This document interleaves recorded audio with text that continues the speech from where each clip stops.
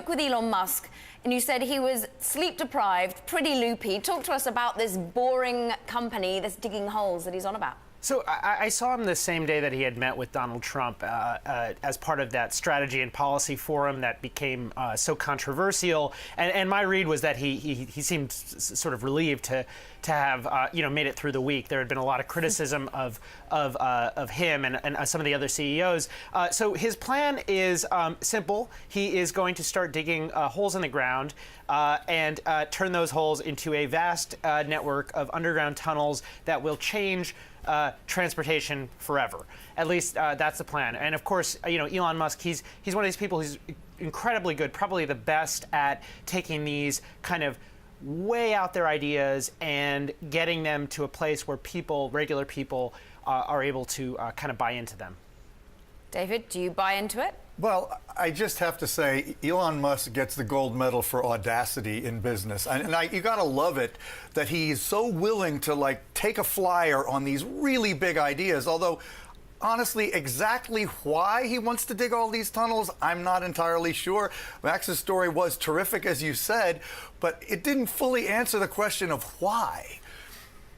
So I can pick that up as best I can anyway. I mean, so as people maybe know, he's been talking about this plan to create this high-speed rail system called a Hyperloop. He sort of open sourced these plans and has kind of been encouraging other people to create Hyperloop pods. My read on this is that the tunnel thing is partly an outgrowth of that. The Hyperloop, if it were to happen, if a super high-speed rail system were to happen, it would require lots and lots of tunnels, because once a train is going, 500 miles an hour, 700 miles per hour, it can't make a lot of turns. So you need some tunneling, and therefore, somebody's got to do those tunnels. So why not Elon Musk? I think another reason for why is there's an opportunity with respect to just general sort of lack of innovation in construction and in tunneling. Elon Musk, one of his strengths is taking kind of existing technologies and figuring out how to do them cheaper and more efficiently with some great branding. I mean, you look at, obviously there's a lot of innovation at Tesla and SpaceX, but the core of those businesses was not creating lots of new technology. It was sort of integrating that technology and marketing it in a really smart way. But Max, if I could ask you, of course, there's possibly a lot of reason why we might want more tunnels. I love that. I mean, if we do have an infrastructure boom because of President Trump, maybe. The Hyperloop's fascinating idea, which interestingly, Musk up till now hasn't really personally committed to. It's been developed by others. But what is it that he's going to be able to do differently with tunneling? I mean, he's buying an old traditional tunneling machine based on your story. Where's the innovation going to come, do you think? I talked to some tunneling experts for this, and kind of the upshot is I expected that they would laugh at it, and they're not laughing at it. They're taking it seriously. Now that might be because Elon Musk is a billionaire. Maybe they just sort of it's to their advantage to take it seriously. But what they said is basically that there has been very little innovation here. So for instance, in Seattle there was this machine called Big Bertha that got stuck underground for months. I think a year and a half or 2 years, and it broke down, and they basically weren't able to repair it. They had to dig it, literally, I think, dig it out of the ground and lift it up with cranes, and it was this huge delay. Now that happens all the time. So a tunneling expert I talked to said, look, you could go a lot faster if you just had enough spare parts on hand, if you just did a few things in smart ways. And I think you could make a similar critique about aerospace when Elon Musk got into it. Now, of course, the other thing I think that we obviously can't ignore is that we are at a moment in the sort of political climate where infrastructure investment has suddenly gotten more palatable, and I think he's also seizing that opportunity, obviously.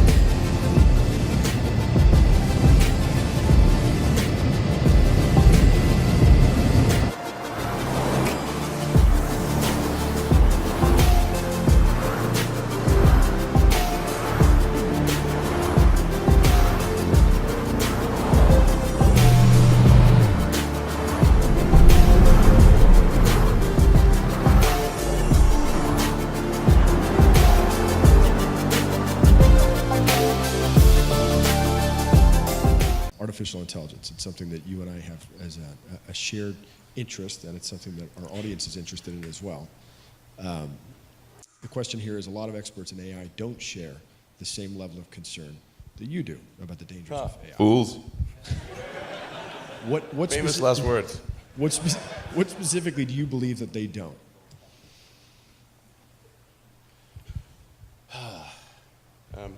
Well, the biggest issue I see with so-called AI experts is that they think they know more than they do.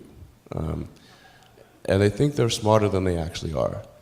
In general, we are all much smarter than we think we are, but much less smart, dumber than we think we are, by a lot. So this tends to plague smart people. They just can't. They define themselves by their intelligence, and they don't like the idea that a machine could be way smarter than them. So they discount the idea, which is fundamentally flawed. That's the wishful thinking situation. I'm really quite close to, I'm very close to the cutting edge in AI, and it scares the hell out of me. It's capable of vastly more than almost anyone knows, and the rate of improvement is exponential. You can see this in things like AlphaGo, which went from, in the span of maybe 6 to 9 months, it went from being unable to beat even a reasonably good Go player to then beating the European world champion, who was ranked 600, then beating Lisa Doll 4-5, who had been world champion for many years, then beating the current world champion, then beating everyone while playing simultaneously. Then there was AlphaZero, which crushed AlphaGo 100-0.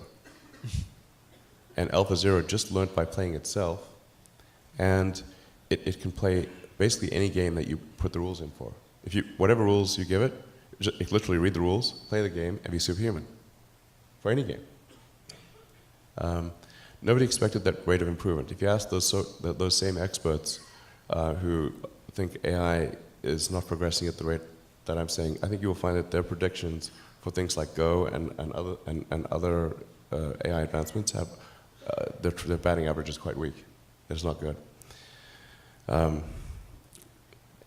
We'll see this also with self-driving. I think probably by end of next year, self-driving will encompass essentially all modes of driving and be at least 100 to 200% safer than a person by the end of next year. We're talking like maybe 18 months from now. NHTSA did a study on Tesla's Autopilot version 1, which is relatively primitive, and found that it was a 45% reduction in highway accidents. And that's despite Autopilot 1 being just version 1. Version 2, I think, will be at least 2 or 3 times better. That's the current version that's running right now. So the rate of improvement is really dramatic. We have to figure out some way to ensure that the advent of digital superintelligence is one which is symbiotic with humanity. I think that's the single biggest existential crisis that we face, and the most pressing one. And how do we do that? I mean, if we take it that it's inevitable at this point, that some version of AI is coming down the line, how do we steer through that? Well, I'm not normally an advocate of regulation and oversight. I mean, I think one should generally err on the side of minimizing those things. But this is a case where you have a very serious danger to the public. And so therefore, there needs to be a public body that has insight and then oversight to confirm that everyone is developing AI safely. This is extremely important. I think the danger of AI is much greater than the danger of nuclear warheads by a lot.